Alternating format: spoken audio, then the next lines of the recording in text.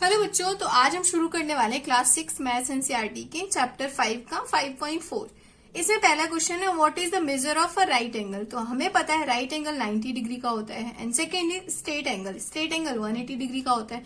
तो just question number 1 का answer हो जाएगा, write down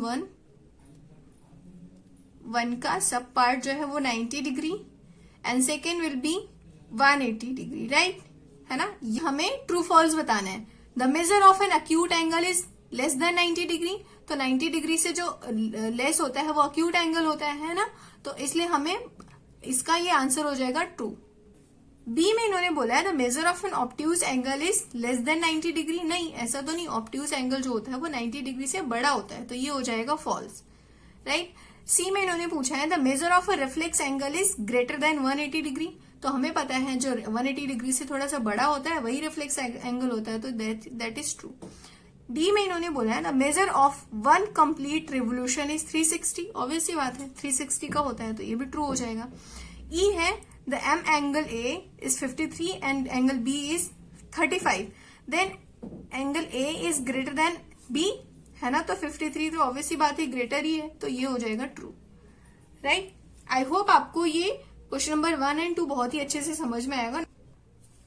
now question number 3 में इन्होंने बोला write down some the measure of some acute angles and some obtuse angle. तो हमें पता है अक्यूट एंगल जो 90 डिग्री से कम होता है, तो 90 डिग्री से कुछ भी लिख लो कम 45 डिग्री हो जाएगा एंड हमें गिव देना एटलीस्ट 2 एग्जाम्पल ऑफ ईच। तो 45 डिग्री हो गया एंड 55 डिग्री हो गया, है ना।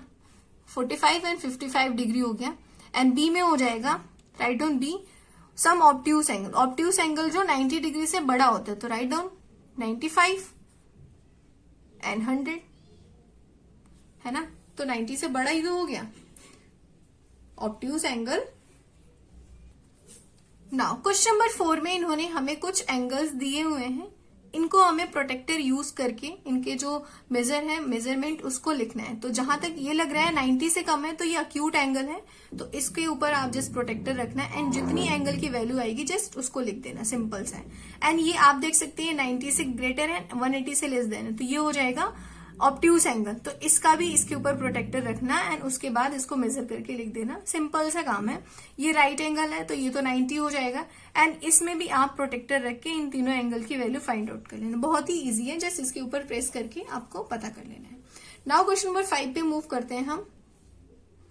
क्वेश्चन नंबर 5 में इन्होंने बोला है which angle has large measure first estimate and then measure. पहले आप एस्टिमेट कर लो, फिगर देख के ही आपको पता बताना है कि कौन सा बड़ा है। तो जहां तक मुझे देखने से लग रहा है ये वाला थोड़ा सा बिगर है दिस वन से, तो एंगल मेजर। अब इसके ऊपर भी आपको क्या करना है, जस्ट प्रोटेक्टर रखना है। अभी मैंने बता दिया ये वाला बिगर होगा इससे।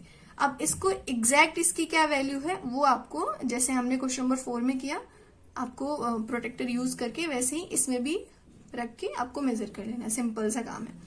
क्वेश्चन नंबर 6 में from these 2 angles which has large measure estimate and then confirm by measuring them, है ना। which angle has large first estimate then measure, estimate करके measure करना था। इसमें भी इन्होंने यही बोला है कि which 2 angles which has large measure estimate and then confirm by measuring them। तो इनमें भी वही करना है। 5 एंड 6 का बिल्कुल इजी है, पहले हमें estimate कर लेना है कौन सा बड़ा है, तो ये वाला इसमें भी बिगर होगा एंड उसके बाद मेजर कर लेना। तो 5 एंड 6 को तो आपको ऐसे रफली मैंने बता दे, आप एस्टिमेट करना, बहुत ही इजी है, ठीक है। नाउ क्वेश्चन नंबर 7 में इन्होंने फिल इन द ब्लैंक्स बोले हैं, वो हम पढ़ते हैं। क्वेश्चन नंबर 7 में फिल इन द ब्लैंक्स है an angle whose measure is less than that of right angle is. अब राइट एंगल से अगर कोई लेस देन है तो वो क्या हो जाएगा, अक्यूट एंगल हो जाएगा। तो राइट डाउन अक्यूट एंगल, है ना, तो ये हो जाएगा acute. B an angle whose measure is greater than that of right angle. तो राइट एंगल से अगर कोई बड़ा है तो वो ऑब्ट्यूज हो जाएगा, है ना, write down obtuse angle. C an angle whose measure is the sum of measure of 2 right angles. तो अगर कोई एंगल है जिसका सम 2 राइट एंगल्स के इक्वल है तो वो क्या हो जाएगा, वो हो जाएगा स्ट्रेट एंगल, है ना। 2 राइट एंगल्स का सम अगर कर दोगे तो 180 बन जाएगा ना, तो इसलिए स्ट्रेट एंगल हो जाएगा। तो इसका मतलब है इन्होंने बोला है कि अगर उस राइट एंगल्स में से 2 एंगल्स आप बनाओगे तो उसका सम कितना होगा, तो सिंपल सी बात है इसमें अक्यूट एंगल हो जाएगा वो। ई में इन्होंने बोला है when sum of the measure of two angles is that of straight angle and if one of them is acute then other should be obtuse. Simple सी बात है, टू एंगल्स का उन्होंने बोला है स्ट्रेट एंगल। स्ट्रेट एंगल जो होता है 180 डिग्री का होता है। अगर उसमें एक अक्यूट है तो दूसरा क्या हो जाएगा, ऑब्ट्यूज हो जाएगा, क्योंकि दूसरा वाला जो है वो 90 से बिगर रहेगा बट 180 से कम रहेगा, तो इसलिए ये हो जाएगा ऑब्ट्यूज एंगल। तो सिंपल सा क्वेश्चन नंबर 7 आई होप समझ में आया होगा। नंबर 8 में भी इन्होंने बस हमें पहले एस्टिमेट करने के लिए बोला है, उसके बाद प्रोटेक्टर का यूज करके इसकी एग्जैक्ट वैल्यू लिखनी है। तो ये हो जाएगा अक्यूट एंगल, इस पे प्रोटेक्टर रखो एंड इसके एग्जैक्ट मेजर लिख दो आप। ये अक्यूट एंगल हो जाएगा एंड ये भी अक्यूट एंगल हो जाएगा बी वाला, एंड नेक्स्ट ये भी अक्यूट एंगल ही हो जाएगा, है ना, क्योंकि 90 से कम हो रहा है।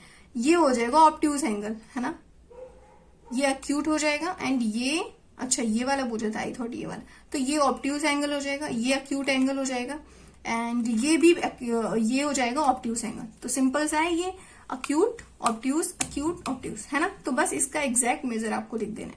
नाउ मूव करते हैं क्वेश्चन नंबर 9 पे, जो इन्होंने हमें यहाँ पे क्लॉक दिखाई है। Find the angle measure between the hands of clock in each figure. तो हमें यहाँ पे कुछ टाइम्स दिखाया गया है एंड आपको बताना है कि इसमें कितने एंगल्स फ्रेम हो रहे हैं, है ना। यहाँ पे तो 90 डिग्री बन रहा है, तो राइट एंगल 90 डिग्री का एंगल बन रहा है, और इसमें जो है वो 30 डिग्री बनेगी आई थिंक, है ना। तो आप एक बार प्रोटेक्टर रखना है एंड इसको मेजर करना, 30 डिग्री बनेगा यहाँ पे, क्योंकि जो एक 1 2 3 गैप्स होते हैं वो 90 डिग्री का होता है, तो एक गैप जो है वो 30 डिग्री का हो जाएगा, तो इसमें 30 डिग्री होंगे। एंड ये स्ट्रेट एंगल, सिंपल सा ये स्ट्रेट एंगल अपने आप दिख रहा है, राइट, टू राइट एंगल्स मिलके स्ट्रेट एंगल बना रहे हैं। तो ये था चैप्टर 5.4।